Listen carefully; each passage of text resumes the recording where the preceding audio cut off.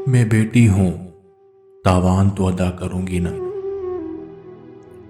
कभी मुझे जायदाद से बेदखल किया जाएगा, कभी मैं माँ बाप को बोझ लगती हूँ।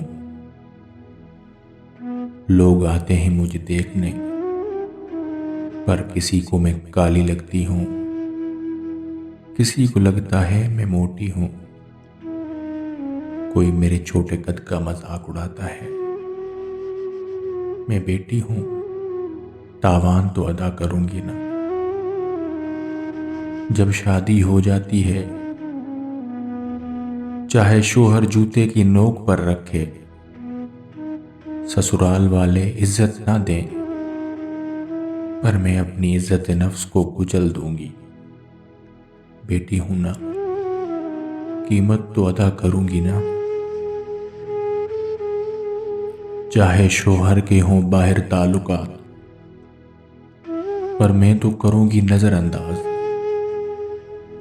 मुझे सब नजर आता है, पर मैं खुद को अंधा बना लूंगी। बेटी हूं ना, गुजारा तो करूंगी।